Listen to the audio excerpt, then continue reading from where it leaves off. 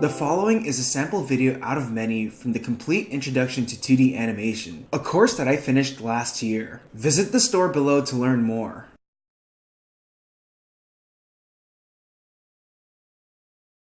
In character animation, a character animator's job is to evoke life into their characters, and that is followed with believable acting and performances. First of all, I want to highlight the word life, because you're going to hear it all the time, and I want you guys to keep that in mind for the remainder of this video.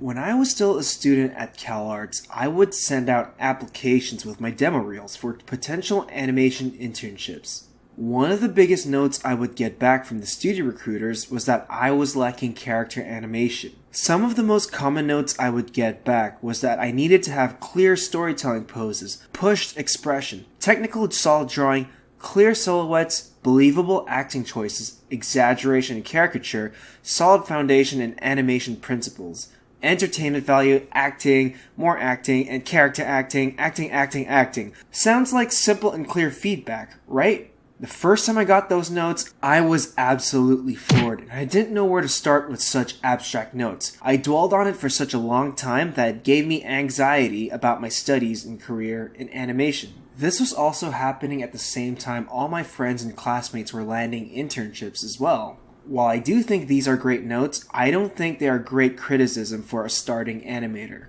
The main reason is because they're too broad and too abstract. How can you talk about things such as acting, exaggeration, caricature, and clarity in silhouettes? How can one come up with believable acting when they're just starting to learn how to bring a character to life? So let's take a few steps back. Talking about character acting and performance, we can talk about the cultural backgrounds for our characters, such as where the character is from, the character's social class, job, lifestyle, views on life, ideals and values, experiences, passion, fears. These are definitely way more specific notes to give our character an identity, but I still feel like it's too much for a beginning animator. Alright, so let's dial it a bit back. What about physical properties? Age, gender, fitness level, flexibility, anything that you can see right away are great ways to easily come up with drawing demonstrations for these. The more we break it down to simpler factors, the better it is for us to understand and soon apply to our character. However, I do believe there's one core aspect that we need to focus on right now. So, remember how I kept emphasizing the word life when describing character animation? A character animator's job is to evoke life into their characters, and that is followed with believable acting and performance choices. So let me ask you this. How do we evoke life?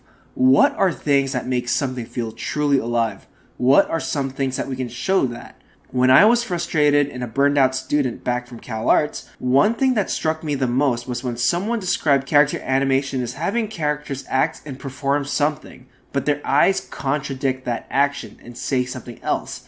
And that's when I realized that we should be indicating that our characters are truly alive. And when I thought about it, this was my aha moment, the last ingredient I was missing in my work.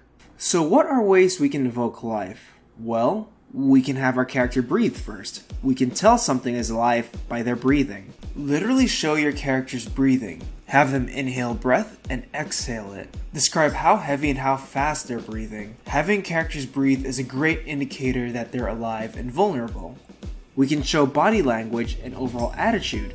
Therefore, we are somewhat introducing personality. Try and act out what your body would do if you're happy and joyful, or aggressive, combative, and angry. Either your shoulders relax or they tense up. Either your fists clench or they tend to stay open. Either they're tired, angry, sad, happy, or joyful. Put those attitudes in their every action they make. Now, what about expressions and emotional reactions? Characters have different states of emotions, and we have to sell that within the world of animation.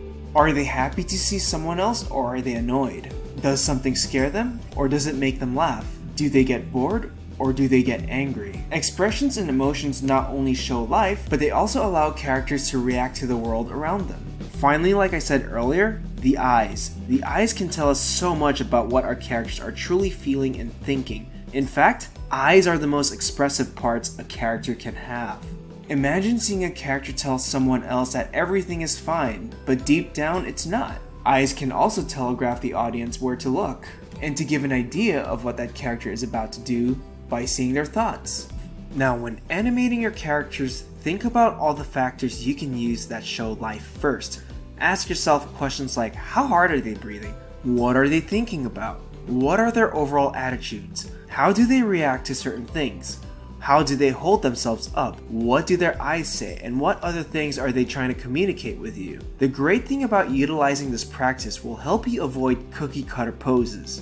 Thinking about these pure ideas can make your animation less cliche and more genuine, especially when you don't know how to draw those tight golden drawings yet. It is that genuinity that makes your animation both entertaining and engaging. And once you know how to sell life to your characters and what they're thinking, then you can think about more complicated performance factors, things like physical aspects, cultural backgrounds, and finally, those animation and clear drawings, those beautiful pushed drawings. Trust me, drawing related work can always be taught. Having genuine and lifelike performances come from something that can't be taught. Again, this will help avoid cliche thoughts. Evoke life first. Interested in learning hand-drawn animation or learning how to finish an animated shot from beginning to end? Have a look at the store where you'll find the complete Introduction to 2D Animation video course, tutorials, and other resources. Learn classical animation approaches, drawing, lectures, techniques, and other process videos. Visit the store through the link in the description below.